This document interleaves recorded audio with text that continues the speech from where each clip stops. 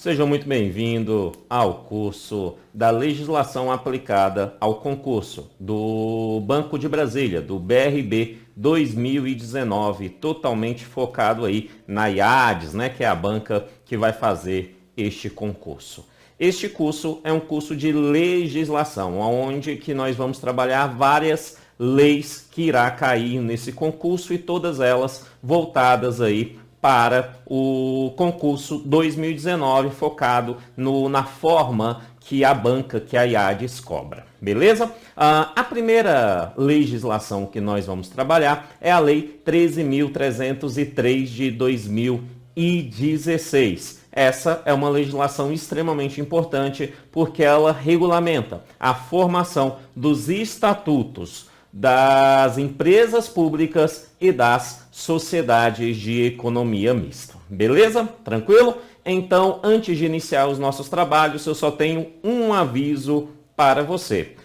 Logo aqui abaixo na descrição do vídeo, você está no YouTube, na descrição do vídeo tem 3 links, tá? O link número 1 é o link do material em PDF, né? O material de PDF em PDF de apoio a essa aula, igual esse aqui, com teoria e exercício, conforme a Lei 13.303. Então tem aí toda a teoria organizada por mim, que é o mesmo material que nós vamos trabalhar aqui na aula. Então baixa ele, vai facilitar muito a sua aprendizagem em relação a essa lei, beleza? O material está em PDF no link número 1. O link número 2, você vai ter uma playlist com videoaulas gratuitas que eu irei colocar aqui no YouTube, à sua disposição. E o link número 3 é o link do curso completo voltado aí para legislação aplicada ao concurso do Banco de Brasília, o BRB, seu futuro emprego. Amém? Amém, Senhor. Amém, Senhor. Beleza. Então, informação dada, vai lá, já baixa logo no primeiro link o material em PDF e vem aqui assistir essa aula comigo. Foi lá? Beleza? Então, vamos iniciar os nossos trabalhos. Lei 13.303 de 2016. Como eu disse, essa lei, ela regulamenta a organização estatutária das empresas públicas e da sociedade de economia mista. Em regra geral, né, ela vai intervir em todas as empresas públicas, no estatuto de todas as empresas públicas e em toda a sociedade de economia mista. Tem alguns detalhes que nós vamos ver um pouquinho mais para frente que exclui alguns artigos, mas no primeiro momento a gente precisa entender que ela se aplica a todas. E quando a gente fala todas, é todas mesmo. Por quê? Porque ela se aplica às empresas públicas, sociedade de economia mista da União, dos estados, dos municípios e do Distrito Federal. Então, olha aí comigo no seu material, é a primeira informação que nós já temos nele, né? É exatamente ela que diz exatamente isso, né? Que ela dispõe sobre o estatuto jurídico das empresas públicas, Percebeu que você tem um número 1 aí em cima? Olha aí que maravilha, né? Então, das empresas públicas, já explica o que é esse 1, e da sociedade de economia mista, que tem um número 2 em cima, né? Então, beleza. Então, ele dispõe sobre o estatuto jurídico. É a lei que regulamenta todos eles em relação às empresas públicas, sociedade de economia mista e as suas subsidiárias. Quando ele fala subsidiárias, nós estamos falando de outras empresas que são organizadas e gerenciadas pela empresa pública e pela sociedade de economia mista, tá? Então, você tem subsidiárias de empresa pública e subsidiárias de sociedade de economia mista. Óbvio, se ela é gerenciada por elas também regem são regidas pela mesma lei, pela Lei 13.303 de 2016. Agora, a quais empresas ela se aplica? Ela se aplica às empresas e à sociedade de economia mista da União, dos estados, do Distrito Federal e dos municípios. Por quê? São essas empresas e essa sociedade de economia mista que explora o que a gente pode chamar aqui de atividade econômica, seja uma atividade econômica de produção e comercialização de bens ou de serviços, né? Ainda que essa atividade seja de monopólio da União, né? Ainda que essa atividade seja de monopólio da União, essa lei também irá regir essa empresa pública que possa trabalhar com monopólio da União, como, por exemplo, o petróleo, né? Então, empresa petrolífica, né, é de monopólio da União, então, neste caso, essa lei também se aplica a ele. Então, basicamente, o que nós temos aqui inicialmente é a definição do estatuto, que ele regulamenta, né, aí a criação dos estatutos jurídicos das empresas públicas da sociedade de economia mista para todos os entes federados, União, Estados, municípios e Distrito Federal, porque são elas que estabelecem questões econômicas de bens e serviços, beleza? Então, a primeira coisa que a gente tem que saber é exatamente o que está nesse tópico 1 aqui, esse tópico 2, aí você já vai entendendo como funciona o meu material. Esse númerozinho 1 e esse número 2 significa que tem um comentário um pouquinho à parte sobre a definição sobre essa característica. E aí, a primeira definição é exatamente o que é empresa pública, né, que nos dá por essa lei. E aí ele diz, essa empresa pública, ela é uma entidade dotada de personalidade jurídica de direito privado. Então, a primeira coisa que nós temos que entender aqui é que ela é uma empresa pública, né? A empresa pública, ela tem personalidade jurídica de direito privado. Então, bastante simples. Tanto a empresa pública quanto a sociedade de economia mista terão como personalidade jurídica a personalidade jurídica de direito privado. Isso significa que a legislação brasileira que rege essas empresas é a mesma legislação que rege as instituições privadas.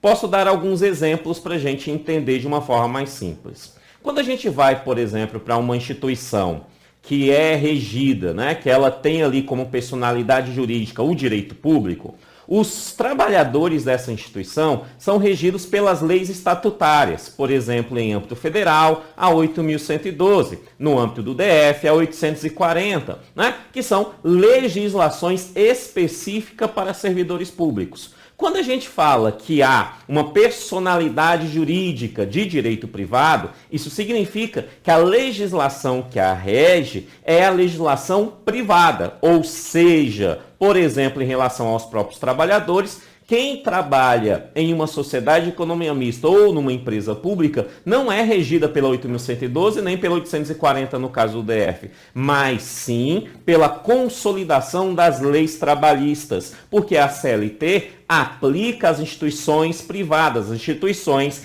que exercem, que têm a personalidade jurídica de direito privado, entre elas as empresas públicas, entre elas as sociedades de economia mista. Então, eles são regidas pela CLT. Mas isso é bastante óbvio, porque a gente está falando de mercado econômico, financeiro, né? Você não pode, pelo menos em tese, oferecer privilégio para instituições públicas em detrimento de instituições privadas. Então, quando você estabelece, por exemplo, em relação aos bancos, né? Nós temos aí vários bancos privados no Brasil, Itaú, Bradesco e outros, né? E também você tem bancos públicos, né? Como, por exemplo,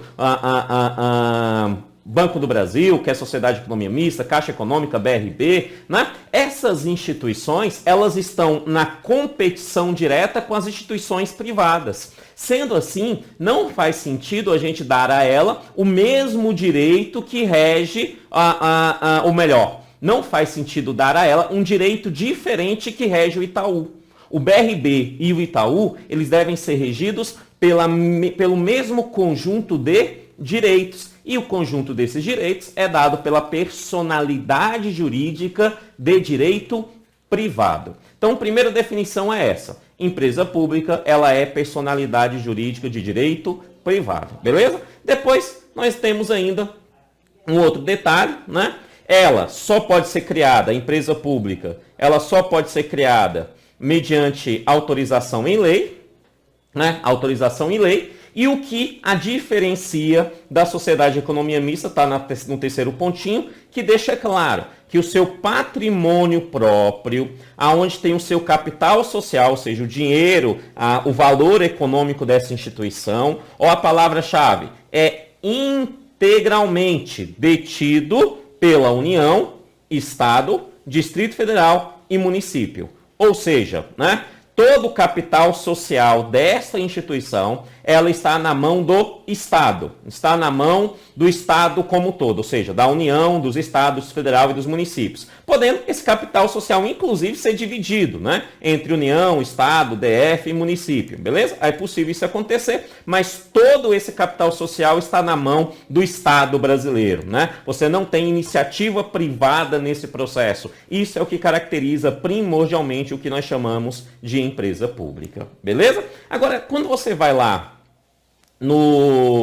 em cima, fala da sociedade de economia mista, tem um pontozinho 2. Então significa que eu criei um comentário para ele e é exatamente a definição dessa sociedade de economia mista. Ó, ela é uma entidade que é também dotada de personalidade jurídica de direito privado, então isso faz ela ter a mesma personalidade jurídica das empresas públicas. Ela também é criada por lei, e isso faz ela ter a mesma característica das empresas públicas, porém ela tem alguma diferença. Entre elas, como ela é uma sociedade de economia mista, ela será organizada no formato de SA, ou seja, sociedade anônima. A sociedade de economia mista são sociedades anônimas, né? Por isso o nome dela, sociedade. Então ela é uma sociedade anônima, uma SA. Né? Uma sociedade anônima. E ela é de economia mista. Então isso significa que ela tem parte do seu capital social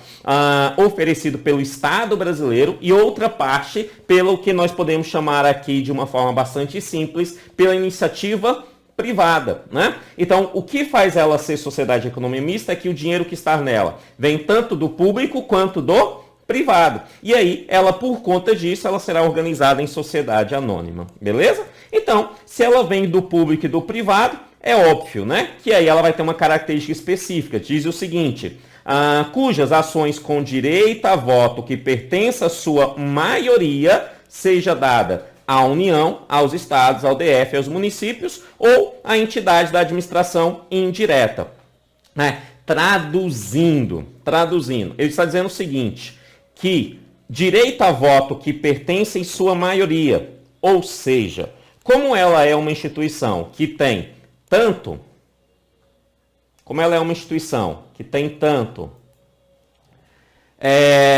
dinheiro, capital social voltado por áreas públicas, pelo Estado, e outra parte é dada pela iniciativa privada, o que ele está dizendo é o seguinte, que a maior parte do poder de voto seja oferecida ao Estado. O Estado tem que ter o maior capital social dentro daquela empresa. Deve ter o maior número de ações. Deve ter mais de 50% das ações daquela empresa, para ela ser considerada aí sociedade de economia mista. Beleza isso? Então, só é sociedade de economia mista quando o Estado detém o maior número de direito ao voto, ou seja, ele tem a maioria das ações daquela instituição e a minoria fica ali com a iniciativa privada, beleza? Então, para facilitar, pelo menos acima, mais de 50% daquele valor será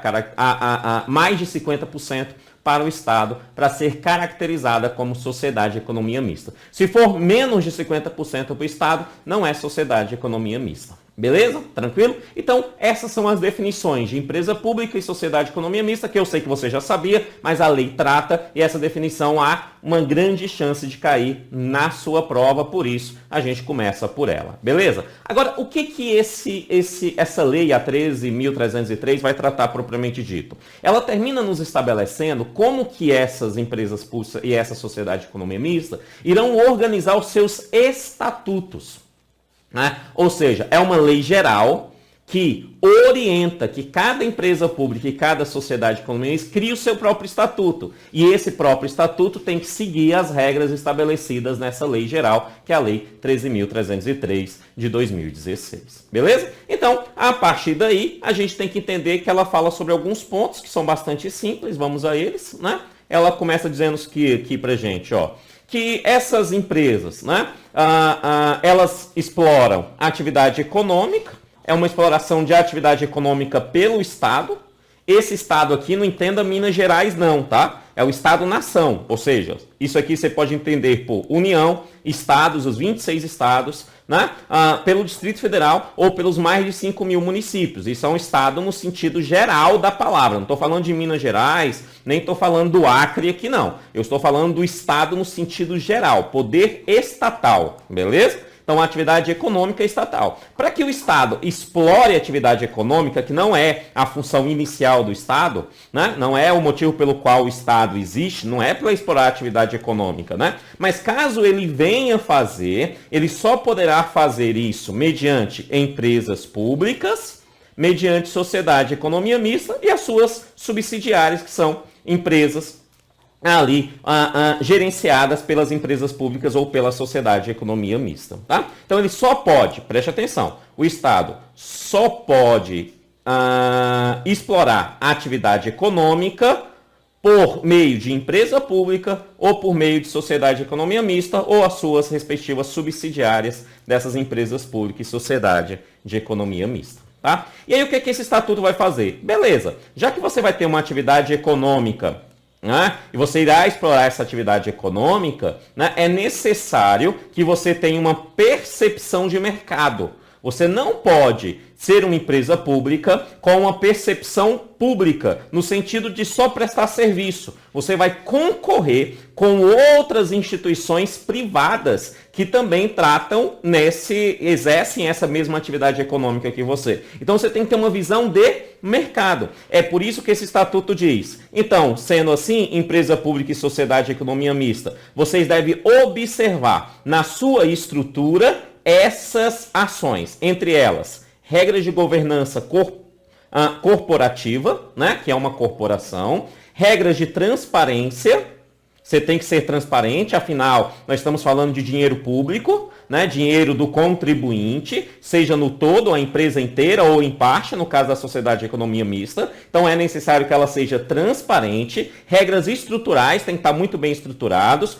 práticas de gestão de risco, muito importante a prática de gestão de risco, extremamente importante. Por quê? Porque é óbvio que um BRB da vida tem que ter uma prática de gestão de risco. Ele está no mercado financeiro, né? Isso significa que ele tem que gerir o risco, né? As suas atividades, muitas delas exercem risco. E existe atividade de alto risco, médio risco, risco baixo, e aí você tem que fazer um gerenciamento sobre esses riscos. Qualquer um que invista em atividade econômica tem risco. Então você tem que gerir esse risco da forma mais adequada possível. Por isso ele fala que é necessário ter práticas de gestão de risco, tá? Prática de gestão de risco. Além dela, ele coloca pra gente outros pontos bastante simples aqui, né? Práticas de controle interno, né? Tem que ter controle interno nas suas ações. Composição da administração, tem que ter uma certa composição, né? E caso venha existir acionistas, né, mecanismos para proteção desta instituição, tá? Sociedade de economia mista tem acionistas claros, né? E empresas públicas podem ter. E aí, como assim empresa pública pode ter acionista, Kennedy? Amados. A União tem uma porcentagem, o Estado de Minas Gerais uma outra porcentagem e o município de Unai outra porcentagem. São acionistas, só que todos são públicos. Então não tira a característica de empresa pública, beleza? Então empresa pública pode ter, sociedade de economia mista terá, porque parte dela, né, será da iniciativa privada, perfeito? Então por isso que ele diz, havendo acionistas, mecanismos para a proteção da instituição devem ser criados, tranquilo? E aí, saindo disso, que é nada mais nada menos do que a introdução dessa lei, nós entramos em um ponto muito importante que eu vou chamar de estrutura. Essa é uma lei que fala sobre os méritos da criação dos estatutos das empresas por sociedade de economia mista, beleza. Então isso significa que é necessário ela organizar o mínimo da estrutura destas instituições, né? E o que é a estrutura? A estrutura é o que eu chamo de esqueleto. Então, todas elas têm que ter um esqueleto, tem que ter uma estrutura, né? E aí eu te faço uma pergunta, para que serve o esqueleto? Isso mesmo, o esqueleto ele tem como função matar o He-Man e conquistar Grayskull, né? Essa é a função do esqueleto, né? Mas além dessa função de matar o He-Man e conquistar Grayskull, a função dele é de sustentar o corpo, não é isso? Então, a estrutura das empresas públicas da sociedade de economia mista são órgãos, são instituições, são elementos que sustentam o corpo desta instituição. Para entender essa estrutura, é necessário a gente compreender alguns títulos citados no decorrer da Lei 13.303 de 2016. Tá? Esses mecanismos são, olha que maravilha, vem comigo aqui.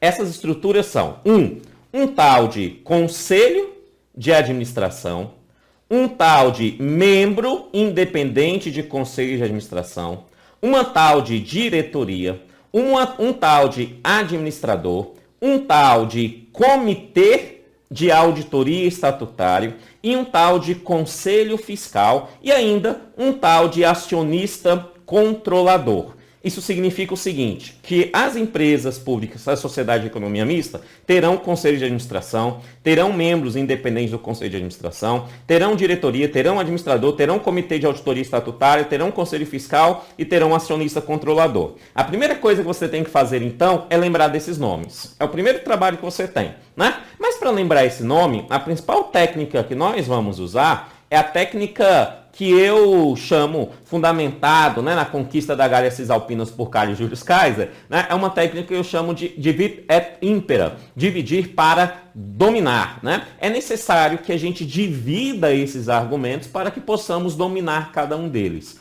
Porém, a lei ela não está dividida de forma necessariamente didática. Você vai encontrar elementos sobre o conselho, né, por exemplo, o conselho de administração, em vários pontos, em vários lugares. Né? Então, a primeira coisa que a gente precisa fazer é compreender cada um deles, buscando esses elementos primordiais da estrutura deles, né, para compreendendo assim, um a um, divide et impera, dividir para dominar, né? Dividir para imperar, para que a gente impere sobre a lei, dominar essa lei como um todo e assim acertar as questões da prova, nós temos que dividir cada um deles e estudar cada um deles nos seus detalhes, sabendo que as informações não estão didaticamente na lei, ou seja, a gente tem que buscar informações em diversos pontos para construir esse conhecimento. A partir daí, eu começo então a fazer a primeira aqui com vocês, que é em relação ao conselho de administração. Então, nós vamos começar pelo conselho de administração. Tá? E o que nós vamos fazer sobre esse conselho de administração? Nós vamos tratar aqui sobre a estrutura desse conselho. Estrutura. As competências nós estudamos depois, a posteriori. Né? É melhor começar conhecendo a estrutura. Depois que você conhecer o esqueleto inteiro, a estrutura inteira, aí sim nós passamos a conhecer as competências de cada um deles, o que ele faz. Beleza? Porque é o que eu sempre digo, a primeira coisa que você tem que saber é o nome dessas estruturas. É o nome Conselho de Administração. Você tem que saber que esse tal Conselho de Administração existe. É a primeira coisa que você tem que saber, é isso, tá? Por quê? Porque se você não sabe o nome, você não sabe nada. Se você não sabe o nome, você não sabe nada. Mas se você sabe o nome, você sabe pelo menos o nome.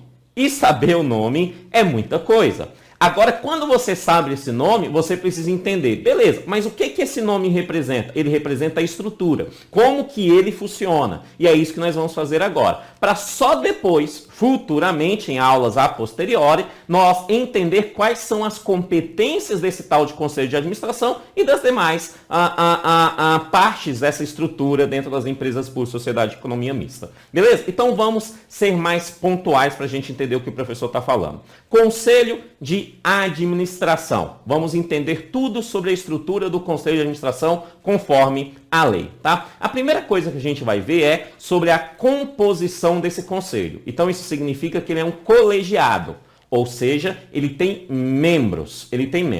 A lei vai nos dizer o seguinte, que todo conselho de administração terá no mínimo 7 membros e no máximo 11 membros. É a primeira informação que a gente tem que ter. Nunca inferior a 7, nunca superior a 11 membros. Kennedy, por que ela não fala o número exato? Porque ela está aplicando, a lei se aplica a todas as empresas públicas e a toda a sociedade de economia mista. Então, isso significa que, óbvio, ela tem que dar um limite para que isso aconteça. Né? Ela fala no mínimo 7 e no máximo 11. No mínimo 7 e no máximo 11. Agora, cada empresa e cada sociedade de economia mista, conforme as suas próprias estruturas, estabelece quantos membros elas terão. Pode ser 7? Pode. Pode ter 8? Pode ter 9? Pode ter 10? Pode ter 11? Pode. Essa é a possibilidade que a lei nos trata. Isso se encontra aí logo no primeiro ponto, né? Logo aí no primeiro ponto. Deixa eu voltar aqui. Então tá aí logo no primeiro ponto, né? Que ele fala assim, a constituição desses conselhos de administração, eles terão no mínimo 7, né? E no máximo 11 membros. No mínimo 7 e no máximo 11 membros dentro dessa respectiva estrutura. Beleza? Tranquilo? Bom demais, né? E ele ainda vai dizer o seguinte, que os membros desse conselho de administração terão um mandato. O mandato não pode ser superior a 2 anos. Então ele deixa claro, o mandato não será superior a 2 anos. Então esses membros, entre 7 e esses 11, se eles têm um mandato, e esse mandato não pode ser superior a 2 anos, beleza? Sendo permitida, no máximo, 3 reconduções consecutivas. Sendo permitida, no máximo, 3 reconduções consecutivas. Então, vamos lá. Recondução há um limite, então. 3 reconduções. Então, eu entrei agora, posso reconduzir de 1, 2, 3. Quem estabelece isso? É cada estatuto. Quando o BRB criar o seu estatuto conforme essa lei, ele vai ter que estabelecer a recondução do seu conselho de administração, né? Dentro aqui. Então, ele pode dar até 3 reconduções. Ele pode dar menos? Pode, porque a lei permite no máximo 3. Então pode ser menos. Aí fica a mercê do próprio BRB, do próprio Banco de Brasília, essa estrutura. Beleza isso? Tranquilo? Tá? E aí ele fala, no máximo 3 reconduções consecutivas. Amados, aqui vai uma dica do professor que é muito importante, que é essa palavra consecutivas que você está vendo aí. Recondução consecutiva é um pleonasmo. Toda recondução é consecutiva. Isso significa o seguinte, que o examinador, ele tendo só um pouquinho de experiência, ele tira a palavra consecutiva. E mesmo assim, o item fica certo. O fato de não ter a palavra consecutiva não transforma o item errado. Porque ele falar no máximo 3 reconduções é igual ele falar 3 reconduções, no máximo 3 reconduções consecutivas. Porque consecutivo é pleonasmo de recondução. Toda recondução é consecutiva. É necessário estar no cargo para poder ser reconduzido. Toda recondução é consecutiva. O examinador um pouquinho experiente, ele tira a palavra consecutiva só para que, caso você tenha memorizado, você memorizou a palavra consecutiva e aí você é induzido ao erro quando ele tira. Aí você vai falar, não, tá errado, porque lá fala que é consecutiva. Amados, 3 reconduções é igual a 3 reconduções consecutivas. Não altera a informação o fato de tirar a palavra consecutiva. Entendemos isso? Beleza? Show de bola, tá? Então esse é o primeiro ponto. Um outro ponto que nós temos é como que alguém se torna membro do conselho de administração.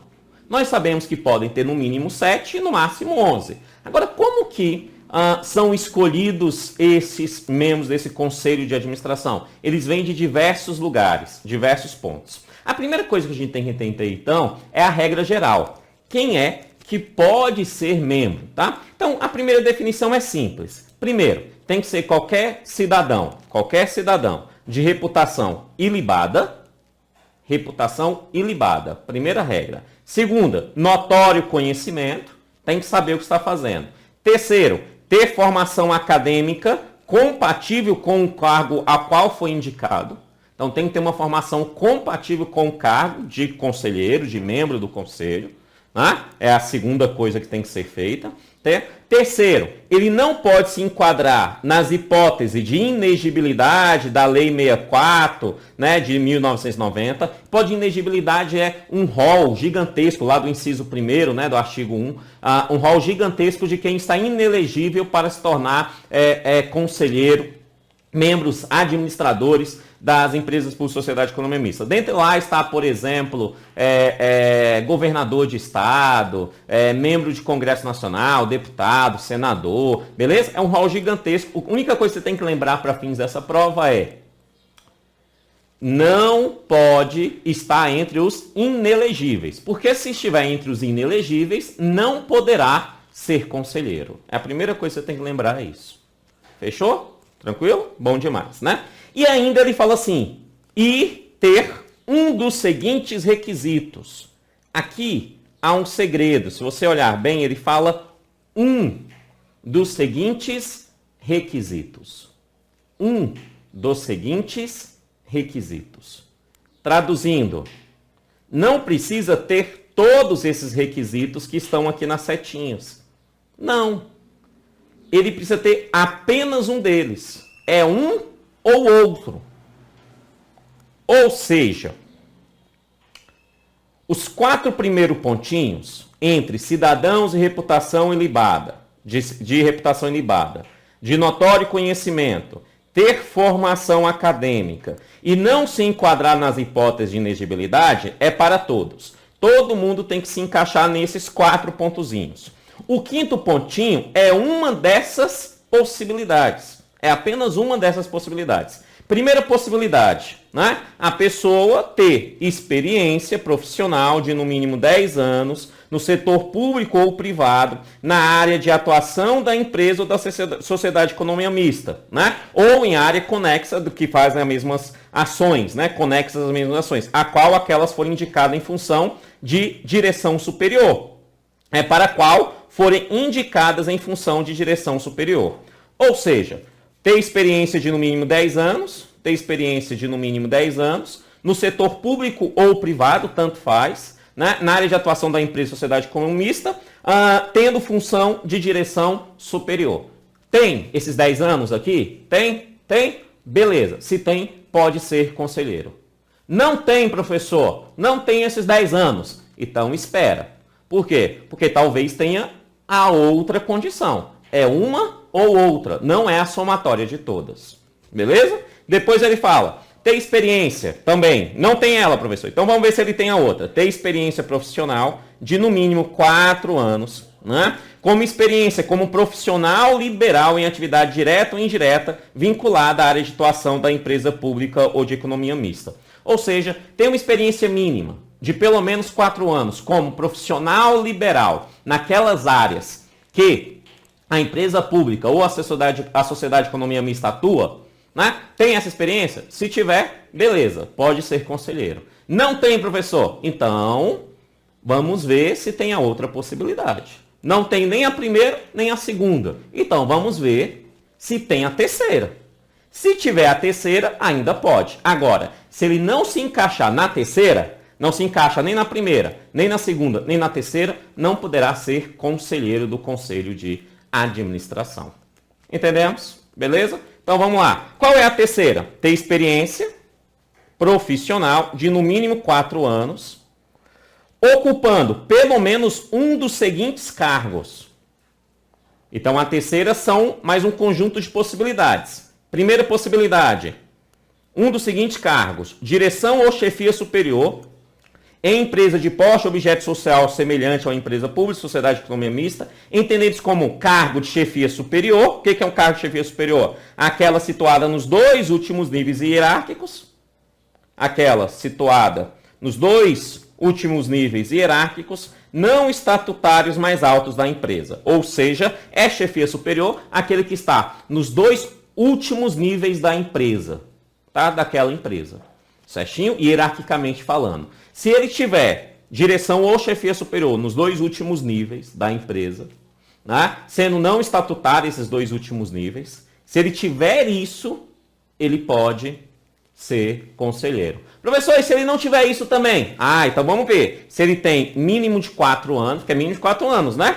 Como cargo ou função de confiança equivalente ao DAS 4 ou superior no setor público. Ele já teve um DAS 4, é um cargo em comissão alto dentro da gestão pública brasileira. Ele já teve um DAS 4? Ele já teve esse DAS 4 por mais de 4 anos? Se sim, ele pode ser conselheiro.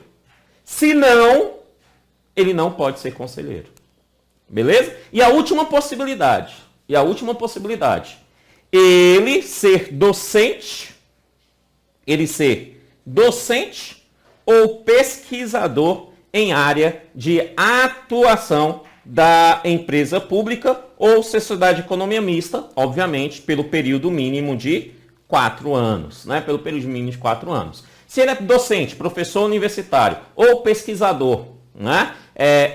Também de no mínimo 4 anos, das áreas de interesse da empresa pública ou da sociedade de economia mista, neste caso, ele também pode ser conselheiro. Se ele não tiver essa situação também, ele não poderá, mesmo que tenha os 4 primeiros, mesmo que ele tenha reputação ilibada, mesmo que ele tenha notório conhecimento, mesmo que ele tenha formação adequada, e mesmo que ele não esteja dentro da lista dos inelegíveis, mesmo que ele tenha essas 4, se ele não conseguir nenhuma dessas hipóteses, ser 10 anos no mínimo, como experiência no primeiro caso, 4 anos no mínimo no segundo caso, e 4 anos no mínimo nesse terceiro 4 dentro dessas 3 possibilidades, se ele não alcançar isso, ele não poderá exercer ali o cargo de conselheiro das empresas públicas e das sociedades de economia mista.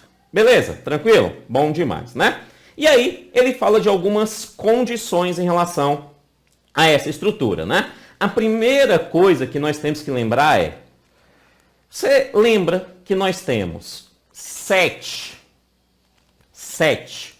no mínimo e no máximo 11 dentro de um conselho de administração? Lembra? Beleza. Entre eles, terá obrigatoriamente a representação de empregados. Então, isso significa que os empregados públicos da empresa pública ou da sociedade de economia mista irão ali escolher entre os seus pares representante para compor os respectivos conselhos. Tá? Quantos representantes, Kennedy? A lei aqui não diz, vai estar dentro de cada estatuto, sendo que tem que ter pelo menos um representante. Né? Por quê? Porque a lei determina que tenha representante dos empregados. Tenha representante dos empregados. Primeira coisa, então, é garantida a participação no conselho de representante dos empregados. E aí, eu chego num outro ponto, que é o ponto 5, que é bem interessante, que a gente precisa voltar, na verdade, lá em cima. Deixa eu até abrir a tela toda aqui. Sair daqui da telinha para mostrar para vocês melhor. Que é o que é aqui em cima. Até aqui, o que eu estou falando para você é sobre o conselho de administração. Então, nós estamos dividindo e dominando, né? Estamos compreendendo o conselho de administração. Tá? Mas dentro do conselho de administração, existe o que a gente chama de membros independentes do conselho de administração. Não dá para compreender o conselho de administração sem também compreender o membro independente do conselho de administração.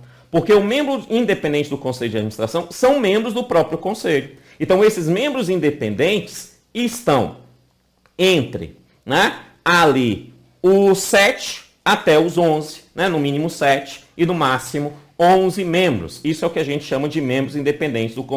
Estão entre eles. Além entre eles, sabemos que tem os empregados, né? Representantes dos empregados. Além dos representantes dos empregados, membros independentes do Conselho de Administração. Quem são esses membros independentes, né? A primeira coisa que a gente precisa compreender para saber quem são esses membros independentes, eu coloquei aqui no tópico 5. E a palavra-chave é acionista. Essa é a palavra-chave. Membro independente é um acionista. Beleza? Só que não é qualquer acionista. É necessário ter características para ser caracterizada como membro independente. Então, a primeira coisa que a gente tem que entender é o seguinte, olha bem. É garantida, entre os 5 e os 6, tá? Primeira coisa no 5, é garantida a participação no conselho de administração de representante dos acionistas minoritários. É garantida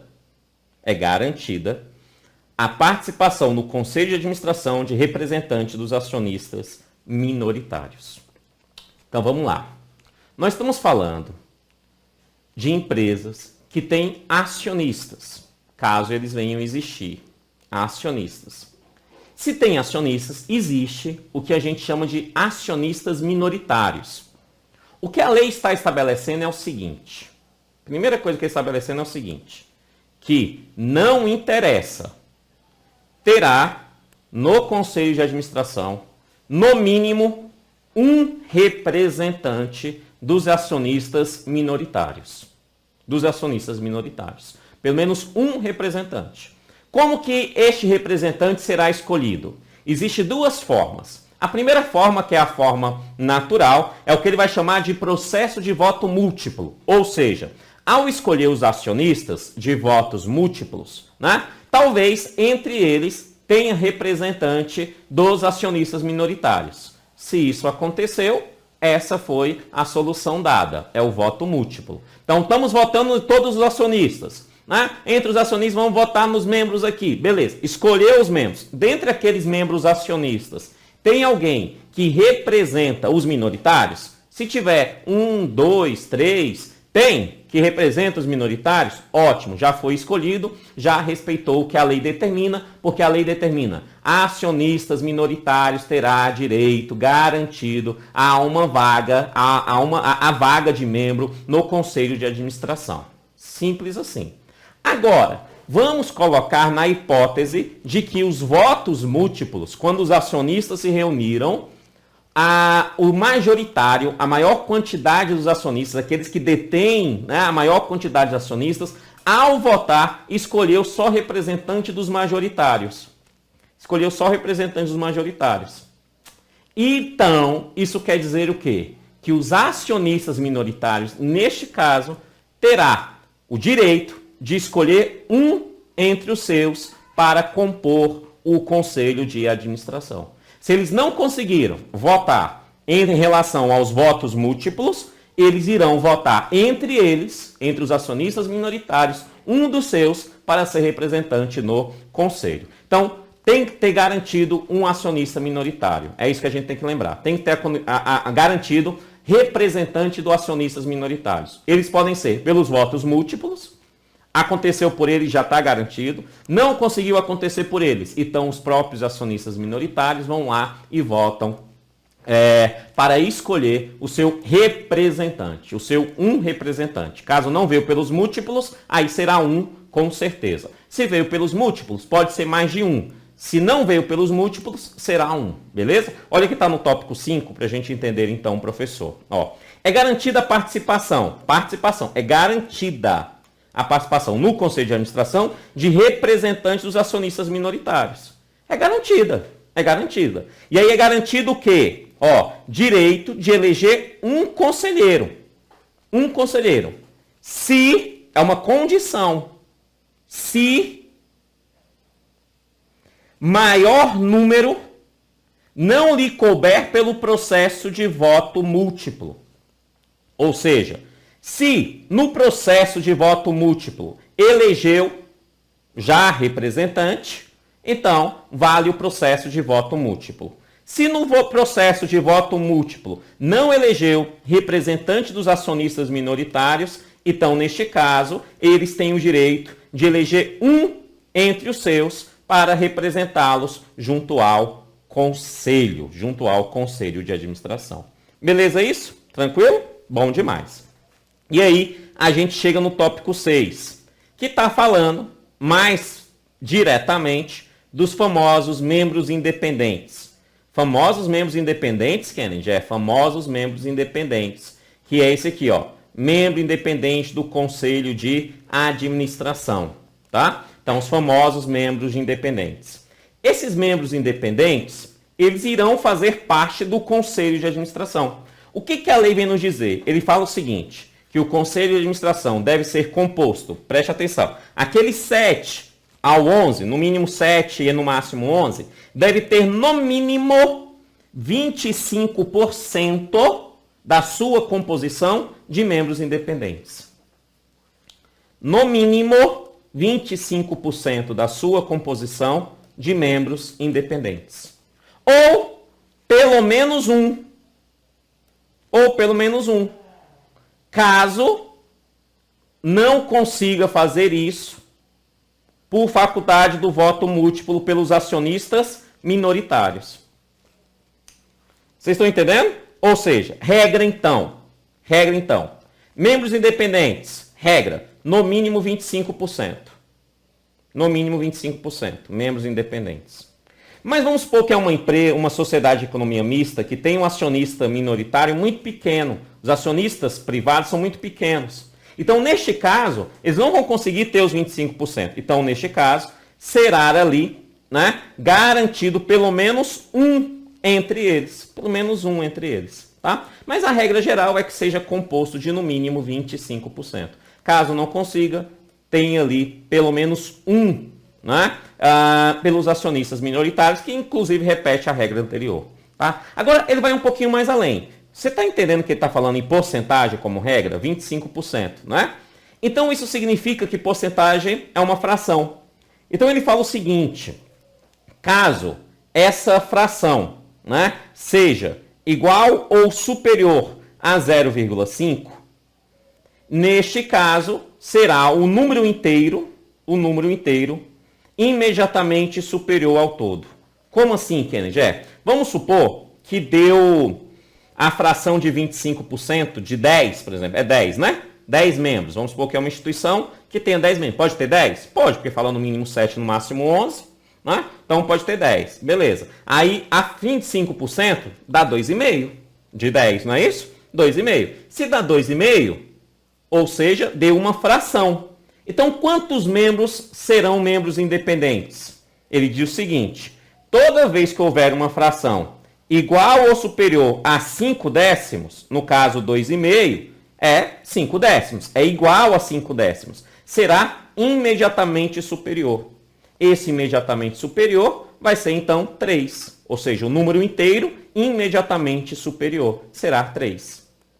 Entendemos isso? Será 3. Será 3. Agora, se for 9, por exemplo, vamos supor que tem 9 membros. 25% de 9 membros, não sou muito bom de matemática, mas vai dar 2 ponto alguma coisa. Vai dar menos do que 0,5.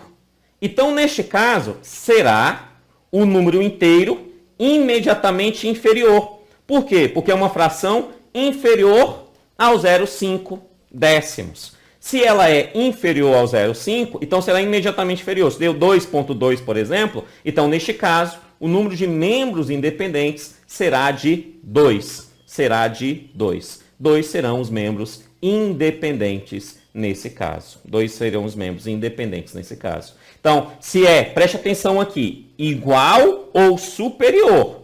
Se for igual a 0,5, já é superior. Já é o número inteiro imediatamente superior que será colocado. Se for igual ou superior. Agora, se for inferior a 0,5, aí será um número inteiro imediatamente inferior a tal ação. Beleza isso? Tranquilo? E aí, eu tenho aqui dois numerozinhos, né? O primeiro numerozinho, em cima aqui dos membros independentes, é o 3, e depois, facultado ao voto múltiplo dos acionistas minoritários, o 4. Então, fiz aí alguns comentários sobre eles. Quem é um membro independente? A lei vai nos dizer, né? O que caracteriza ser um membro independente? Simples. Ele tem que estar entre ali, né, os acionistas e tal. E aí, para isso acontecer, eles têm que cumprir essas regras. Vou passar rapidamente por elas. Não ter qualquer vínculo com empresa por sociedade de economia mista, exceto na participação de capital. Ou seja, se ele tem a participação de capital, né, ele é ali um acionista, né, óbvio, ele vai participar. Agora, ele não pode ter nenhum vínculo, ou seja, ele não pode ser, por exemplo, empregado desta instituição. Tá? Não ser cônjuge, casado, né? Ou parente consanguíneo ou afim. Consanguíneo vem do seu próprio sangue, ou afim, parentes do seu cônjuge, né? Até o terceiro grau, né? Até o terceiro grau, ou por adoção, né? Ou por adoção. Até o terceiro grau ele está falando então de questão sanguínea, né? do próprio acionista ou do seu cônjuge, né? E por adoção, mediante a lei da adoção brasileira, né? Para crianças ali, tá? Não pode ser cônjuge, parente, consanguíneo ou afim até o 3º grau. Primo é 4º grau. Eles trocam muito isso aqui por primo. Primo pode, porque primo é 4º grau. Tio é 3º grau, irmão é 2º grau, pai, mãe é 1º grau, cunhado é 2º grau. Tudo isso não pode, beleza? Tá? Agora, sobrinho é 3º grau, sobrinho não pode, tá? Agora, primo é 4º grau. O primo não teria problema, tá? Só para os encaixes de consciência do professor. De quem? De chefe do Poder Executivo, presidente, governador, prefeito, de ministro de Estado, né? Ministro da Economia, da Educação e assim por diante, de secretário de Estado, secretário de Saúde, secretário de Educação, secretário do Planejamento, de Estado ou do município, né? Secretário Municipal de Saúde e assim por diante, ou administrador de empresa pública, administrador da SEB, administrador da CAESB, né? Ou da Sociedade de Economia Mista, beleza? Então, não sendo parente entre eles, está entre os conselheiros independentes, tá? Também, não ter mantido nos últimos 3 anos, um período de guarda, né, aqui, não ter uma quarentena, né? Uma quarentena de 3 anos, não ter mantido no período de 3 anos vínculo de qualquer natureza à empresa pública, sociedade de economia mista ou seus colaboradores que possa vir comprometer sua independência, né? Desde que venha comprometer a sua independência. Não ter mantido isso nos 3 anos, que possa vir a perder sua independência. Não ser ou não ter sido nos últimos 3 anos, não ser ou não ter sido. Não pode ser no momento e não pode ter sido no passado, nos últimos 3 anos, empregado ou diretor de empresa pública, sociedade de economia mista, coligada ou subsidiária daquela empresa pública a qual você está tentando ser membro independente do conselho, né? Exceto se o vínculo for exclusivamente com instituições públicas de ensino e pesquisa. Então, você não pode ter tido esse vínculo, exceto se esse vínculo for com instituições públicas de ensino e pesquisa. Passando rapidamente por eles, só para você entender mesmo quem são. Não ser fornecedor ou comprador direto ou indireto, não pode ser fornecedor ou comprador direto, tá? Desde que isso venha aplicar a perda dessa independência. Ter vendido uma vez na vida, uma outra na morte, para a empresa pública não há problema, tá? Mas se é costume fazer essa venda, né, é óbvio que implica ali a perda da independência, então nesse caso não poderia ser caracterizado membro independente. Não ser funcionário ou administrador da sociedade ou empresa que esteja oferecendo demanda, serviço ou produtos à empresa pública, ou seja, não pode ser nem funcionário nem administrador de empresa que esteja dando serviços ou produtos à empresa pública ou à sociedade de economia mista. Óbvio, porque se eu sou funcionário ou administrador de uma empresa que presta serviço para a empresa pública a qual eu quero entrar como conselheiro independente, é óbvio que isso termina implicando perda de independência, então eu não poderia fazer parte. E por fim, não receber outra remuneração da empresa pública ou da sociedade de economia mista, além daquela relativa ao cargo de conselheiro, né? E óbvio, com a exceção de proventos em dinheiros oriundos da participação de capital. Se é uma sociedade de economia mista, né, e eu sou uma pessoa privada, particular, eu vou receber ali proventos oriundos da participação do capital dessa empresa. Afinal, eu sou um acionista dela. Tá? Então, salvo isso, né, eu não posso ter nenhum tipo de remuneração, a não ser a remuneração pelo próprio cargo de conselheiro ou a exceção de proventos oriundos de tal mecanismo. Beleza, isso é o conselheiro independente. Quem são esses conselheiros independentes? Tá? Quem são esses conselheiros independentes? E aí depois, novamente voltando aqui em cima, deixa eu só...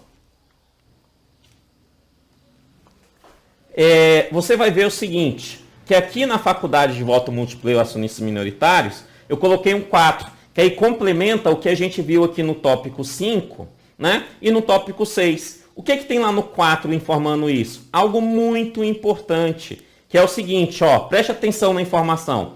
Serão consideradas para o cômputo das vagas, ou seja, aqueles 25% das vagas, destinadas a membros independentes, aqueles 25% destinados a membros independentes, serão considerados para o cômputo daquelas vagas aquela ocupada pelos conselheiros eleitos por acionistas minoritários.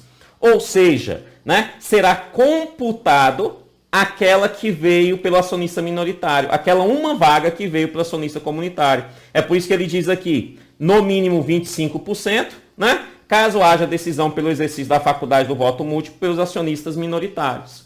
Perfeito? Ou seja, se o cara entrou, né, entre os acionistas minoritários, ele já é um dos membros independentes. Já se conta dentro dos 25%. Beleza? Então, esses 25% conta aquele que veio entre os acionistas minoritários. Tá? Aqueles acionistas minoritários. E aí eu coloquei uma observação só para os encargos de consciência do professor, que é bastante óbvia, né? Que diz o seguinte, ó, observação. Não serão consideradas para as vagas de membros independentes aqueles que são ocupados por eleitos por empregado. Bastante óbvio isso, não é? Bastante óbvio essa informação. Se foi eleito pelos empregados, está naquela vaga dos empregados. Não entra entre os 25% dos acionistas independentes. Não entra entre os 25% dos acionistas independentes. Beleza? Tranquilo? Show de bola, show de bola. Né? E aí, a gente chega no tópico 7, que já é uma informação um pouquinho mais ampla, mais simples e importante. Vamos voltar à tela, porque eu tenho que voltar lá em cima com vocês. Ó, tem que ir isso.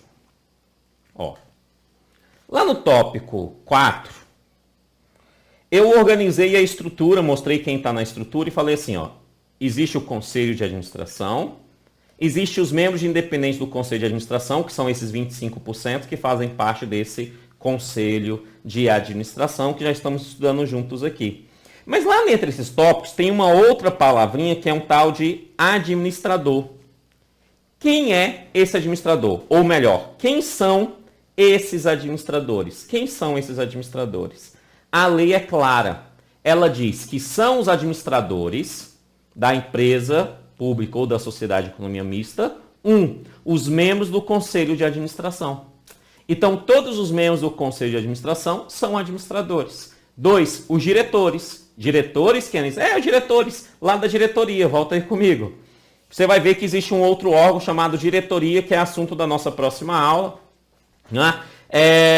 Que os membros da diretoria, ou seja, os diretores, também são administrador. Então, são administrador os membros do conselho e os membros da diretoria, os diretores. Esses são administrador. É por isso que eu coloquei aí no tópico 7 essa informação. E óbvio que aqui eu só citei sobre o Conselho de Administração. Por quê? Porque nós estamos estudando aqui o Conselho de Administração. Então, essas informações aqui é para o Conselho de Administração. Nós começamos por ele. Olha o que ele diz. Os membros do Conselho são considerados administradores.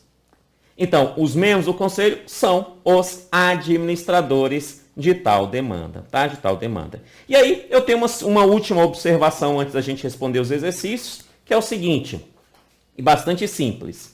É vedado, é proibido, é defeso, é proibido, é vedado a participação remunerada de membros da administração pública direta ou indireta em mais de um conselho de administração ou fiscal, empresa pública, sociedade economista ou suas subsidiárias. Então, é uma vedação aos membros do conselho de administração. Ele fala, é vedado participar de forma remunerada. Preste atenção que a vedação é clara. É vedada a participação remunerada de membros da administração pública direta ou indireta, para os membros da administração pública direta ou indireta, em mais de 2 conselhos, sejam eles de administração em 2 empresas públicas diferentes, então é vedado, ou uma administração e outro conselho fiscal, que é um daqueles que a gente viu lá em cima. Você vai ver que existe também, quer ver? Vou voltar lá, ó. Conselho fiscal, que a gente vai estudar em aula futura. Conselho fiscal. Então, ele fala que esses membros do Conselho de Administração não podem fazer parte de 2 conselhos. É vedada a participação remunerada se eles forem membros da administração pública direta ou indireta do Poder Executivo, seja federal, estadual, municipal ou DF, né, em mais de 2 conselhos, seja de administração ou fiscal, ou 2 de administração separados, ou 2 fiscal separados, ou de administração e fiscal em empresas separadas, ou administração e fiscal na mesma empresa, tá? Porque é vedado eles participarem de mais 2 aí, de mais 2. E aí, nós chegamos no momento muito importante de nossa aula, que é o nosso momento de fé. Momento de fé, professor, é o nosso momento de fé. Vamos dar as mãos, porque nós vamos para o nosso momento de fé. Momento de fé.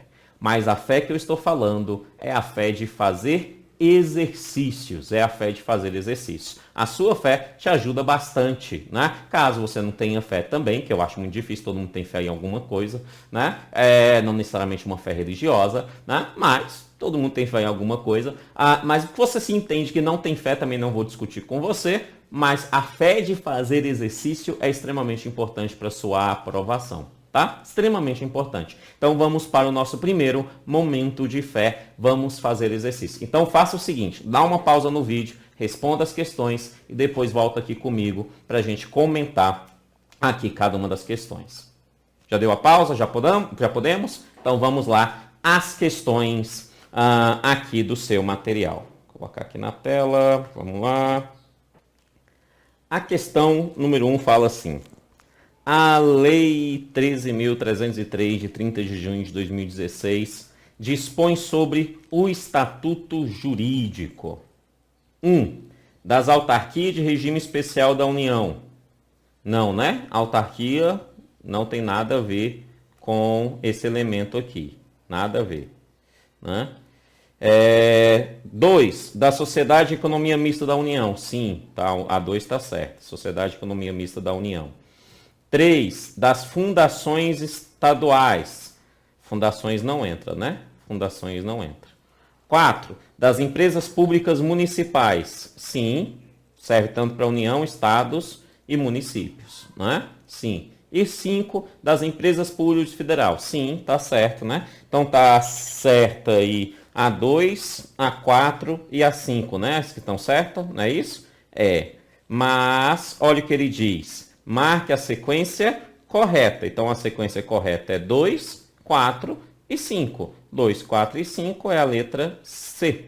Letra C, né? A 1 e a 3 estão erradas, porque não entram em autarquias e fundações, somente Sociedade de Economia Mista e Empresas Públicas, de todos os entes federais, União, Estados, Municípios e DF. Letra C é a questão da número 1. Vamos à questão de número 2. Ele fala assim: conforme a Lei 13.303, de 30 de junho de 2016, marque os itens que não se aplicam às empresas públicas.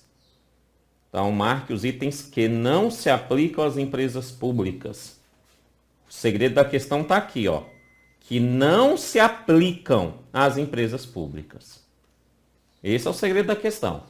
1. Entidade dotada de personalidade jurídica de direito privado. Se aplica. Então, não é essa. Essa se aplica à empresa pública. Eu quero as que não se aplicam. 2. Entidade com criação autorizada por lei.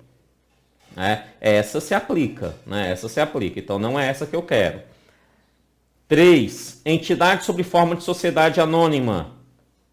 Essa não se aplica, conforme a Lei 13.303. Sociedade anônima é algo característico da sociedade de economia mista, né? Então, não se aplica. Então, é uma que eu quero, uma que não se aplica às empresas públicas. 4. Entidade com patrimônio próprio, cujo capital social é integralmente detido pela União, pelo Estado, pelo Federal e pelos municípios. Se aplica à empresa pública. Isso aqui é a empresa pública. 5. Entidade cujas ações com direito a voto pertencem em maioria à União. Se pertence em maioria à União, aos Estados Federais e aos municípios, é a sociedade de economia mista. Então, essa não se aplica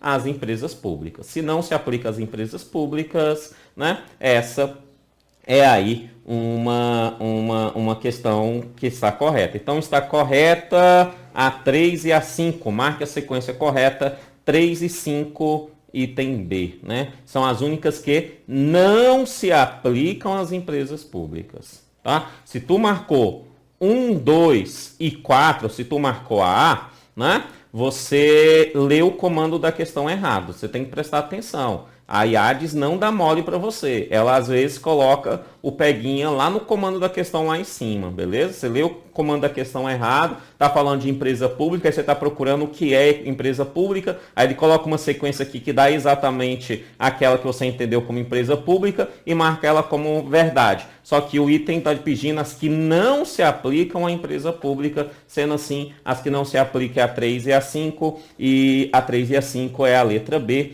E é por isso que eu sempre digo o seguinte, né? Que para passar em concurso público você tem que ter algumas coisas. Entre elas, você sim tem que ter o conhecimento, né? E 2, você tem que ter o condicionamento. O que é ter condicionamento? Condicionamento é pensar igual ao examinador. E como é que você consegue pensar igual ao examinador? Fazendo bastante exercício sobre ele, mas não só fazendo exercício. Pensar, tentar pensar o porquê que ele escreveu isso, qual é a possibilidade, quais são as ferramentas, né? Então, por isso que esse curso ele é completamente voltado para IADES, porque assim o condicionamento ele é mais direcionado, o condicionamento é direto para que você consiga pensar igual o examinador da IADES e assim acertar as devidas questões mais facilmente, tá? Mais facilmente. Então, já que eu comecei só lembrando você antes de responder os outros exercícios aqui, logo aqui abaixo na descrição do vídeo tem 3 links. Link número 1, material em PDF, que é esse que você respondeu os exercícios, que eu sei que você já baixou, se você não baixou, vai lá e baixa,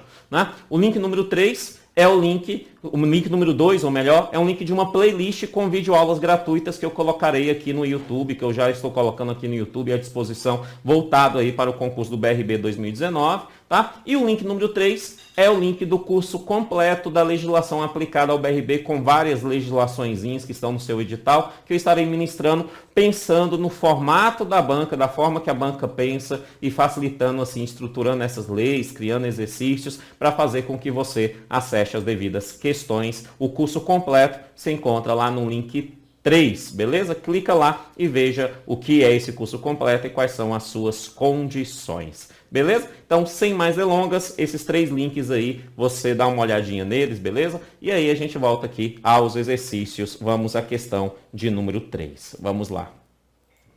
Questão 3. Conforme a Lei 13.303, de 30 de junho de 2016, o Estatuto das Empresas Públicas e da Sociedade de Economia Mista e de suas subsidiárias deverá observar, exceto... Então, ele está falando que os estatutos têm que observar, exceto. Então, só uma que não deve ser observada pelos estatutos. A. Regras de governança corporativa. Está lá sim, tem que observar. B. Regras de transparência. Está lá sim, tem que observar. C. Prática de gestão sem risco. Isso é impossível. Se você vai para o mercado, você tem que fazer gestão de risco. Não existe esse negócio, prática de gestão sem risco. Tá? A gestão é de risco, é por isso que você gere o risco, você vai fazer uma gestão do risco, mas o risco existe, beleza? Então a letra C é a exceto, encontramos aí a resposta da 3. Vamos ao item 4, fala assim, conforme a Lei 13.303 de 30 de junho de 2016, que dispõe sobre o estatuto jurídico das empresas públicas e sociedade de economia mista e sobre os seus respectivos conselhos de administração, marque o item correto, né? Marque o item correto ali, certinho? Então, eu estou procurando o item correto em relação ao conselho de administração. É isso que a gente está procurando. Só tem uma certa. A. O conselho de administração tem que observar o número mínimo de 7 e o número máximo de 13. Não, é o máximo de 11, né? Então, está errado esse aqui. É máximo de 11. Mínimo de 7, máximo de 11. B. O prazo de gestão dos membros do conselho de administração não superior a 2 anos, sendo permitida a recondução. Ok, está falando que o prazo de gestão do membro é de 2 anos, é o mandato dele, 2 anos, né? Não superior a 2 anos, isso aqui está certo. Só que o item está errado quando ele fala assim, sendo permitida a recondução. A recondução significa várias reconduções, sem limites, tá? A recondução pode ser reconduzido por várias vezes, tá? Por várias vezes. Fazendo assim, a B está errada, porque lá é muito clara, né? Lá fala no máximo 3 reconduções consecutivas. Então não é a recondução, mas sim no máximo 3 reconduções consecutivas. Sendo assim, a B está errada por conta desse A recondução aí. Beleza. C. O prazo de gestão de membros do Conselho de Administração não superior a 2 anos, ó, é não superior a 2 anos, aqui está certo, sendo permitida no máximo 3 reconduções. O item está certo, né? 3 reconduções. Kennedy, ele tirou a palavra consecutiva, faz o item ficar errado. Não faz, porque no máximo 3 reconduções é igual 3 reconduções consecutivas. O consecutivo é um pleonasmo de recondução, tá? Sendo assim, o item C está correto, encontramos o item correto, é o item C, né? Nós estamos procurando correto, não é isso? Só verificar. Isso mesmo, estamos procurando correto, o item C está correto. Agora, por que as outras estão erradas? Letra D. É facultada a participação no Conselho de Administração de representante dos empregados. É facultado? Não, né? Não, é garantido a participação no Conselho de Administração de representantes de empregados. É garantido e não facultado, é garantido. E é garantida a participação no Conselho de Administração de representantes acionistas minoritários, é verdade. É garantido, sim, a acionista minoritário. Tendo o direito de eleger 2 conselheiros, se maior número não lhe couber pelo processo de voto múltiplo. Não. Se não foi pelo voto múltiplo, eles têm direito a escolher um conselheiro. Se não foi pelo voto múltiplo, é um conselheiro. Aqui está falando 2, fazendo assim o E ficar errado, sendo assim o item C é o item correto da 4. Vamos à questão 5, fala assim: conforme a Lei 13.303 de 30 de junho de 2016, que dispõe sobre o Estatuto Jurídico das Empresas Públicas da Sociedade de Economia Mista e sobre os membros, seus respectivos conselhos de administração, marca o item correto. Ele está falando dos membros do Conselho de Administração.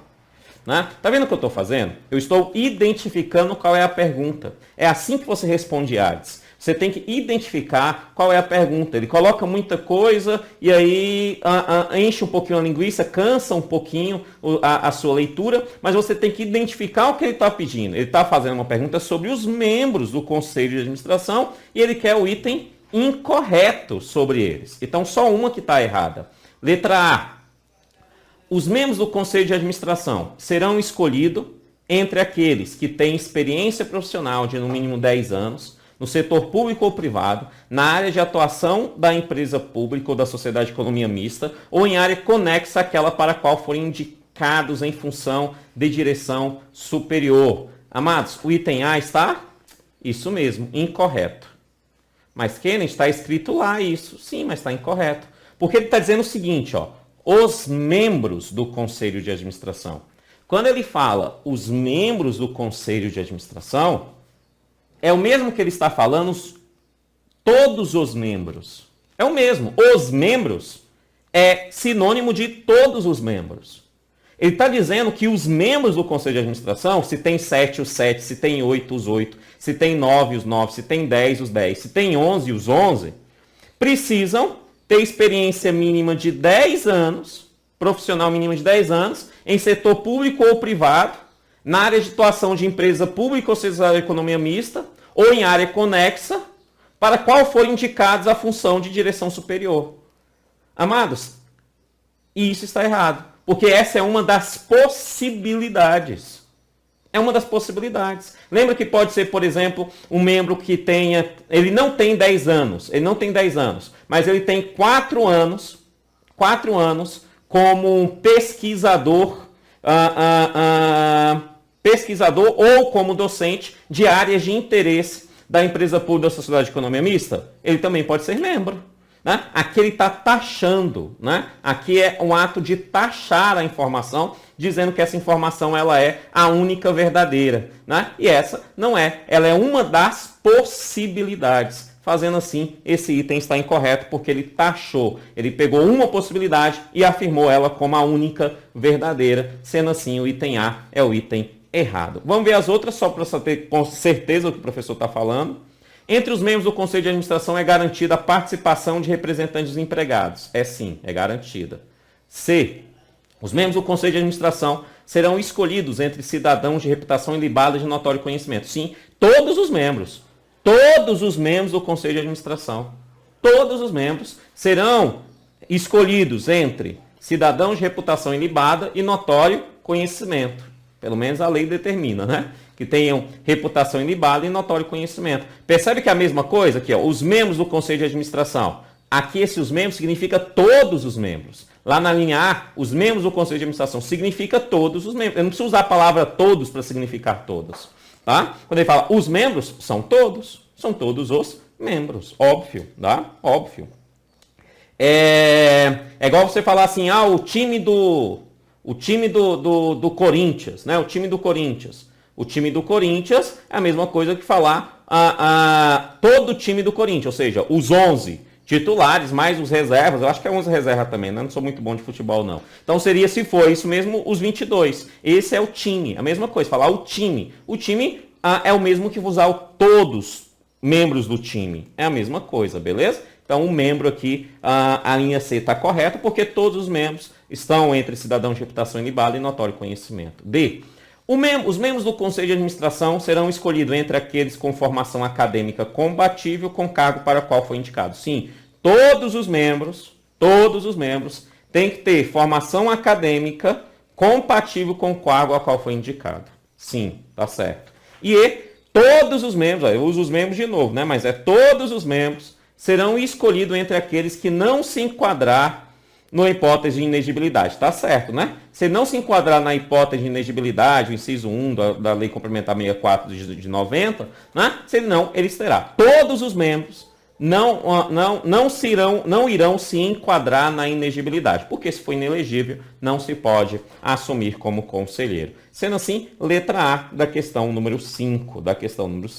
Vamos à questão 6 e última questão, diz assim. Conforme a Lei 13.303, de 30 de junho de 2016, que dispõe sobre o Estatuto Jurídico das Empresas Públicas da Sociedade de Economia Mista e sobre os membros independentes dos seus respectivos conselhos de administração, marque o item incorreto. Membros independentes de seus respectivos conselhos de administração, marque o item incorreto. Então ele está fazendo uma pergunta sobre os membros independentes. Essa é a pergunta. E ele quer o item incorreto entre eles. Beleza, vamos lá. O Conselho de Administração deve ser composto, no mínimo, de 25% de membros independentes, ou pelo menos um caso haja decisão pelo exercício da faculdade de voto múltiplo pelos acionistas minoritários. O item está certo, né? Certíssimo. Isso realmente diz lá 25, ou no caso, um só, se for minoritário, podendo chegar a ter essa condição. A 1 está certa. 2, B, né?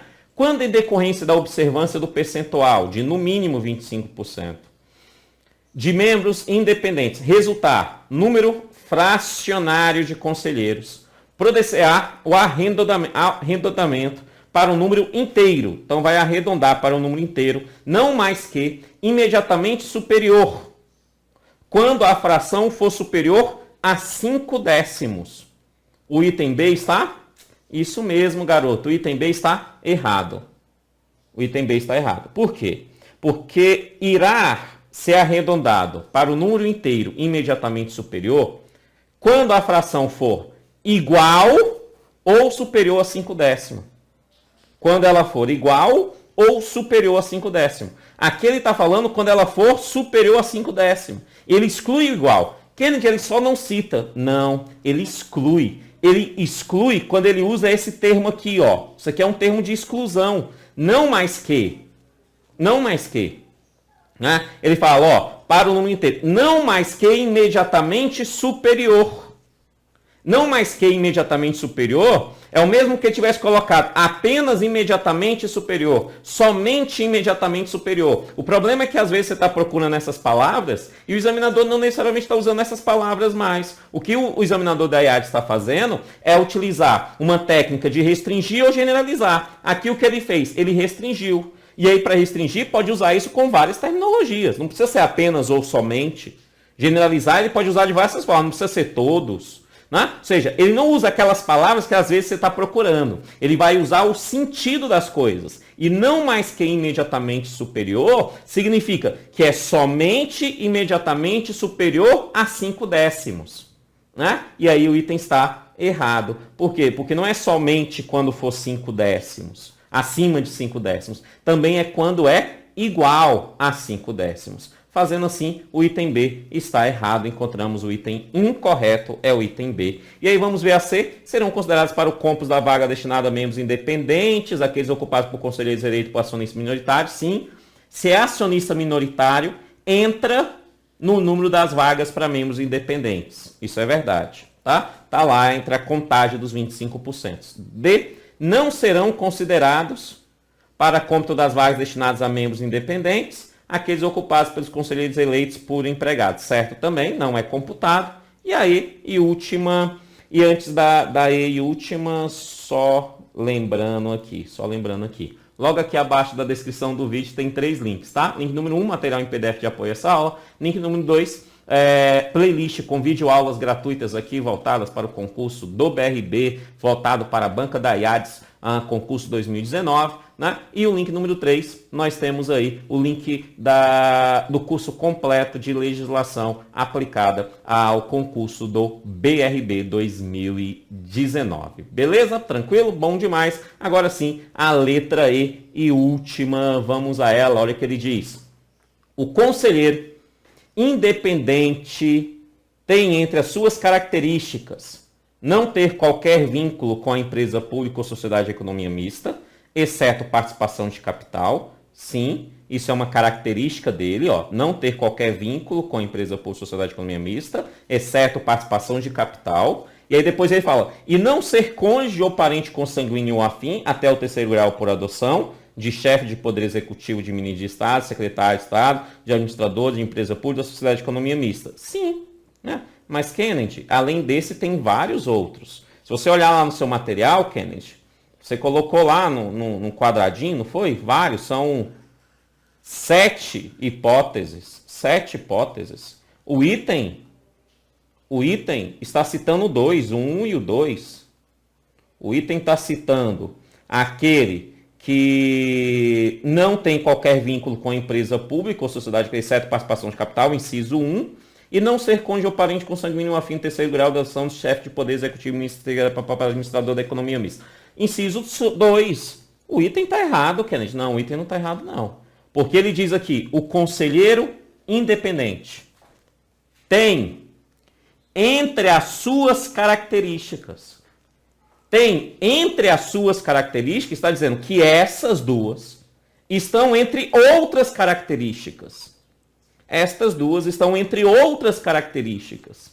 Perfeito? Então, entre elas tem as outras, o inciso 3, 4, 5, 6 e 7. Sendo assim, o item está correto. Ele citou duas, deixando claro que tem outras, e aí o item fica correto. O item estaria errado se ele colocasse aqui apenas essas duas características, somente essas características, não mais que outras características, ou qualquer outra coisa que retirasse as outras características, coisa que não foi feito. Ele apenas citou duas, citando que existe outras características, sem maior problema. Sendo assim, o item E, o item está corretíssimo. Questão 6 é o item B, né? O item B, o único item incorreto aí é o item B. Crianças do meu coração, muito obrigado por sua atenção. Que Deus abençoe e até a próxima aula. Valeu. Tchau, tchau.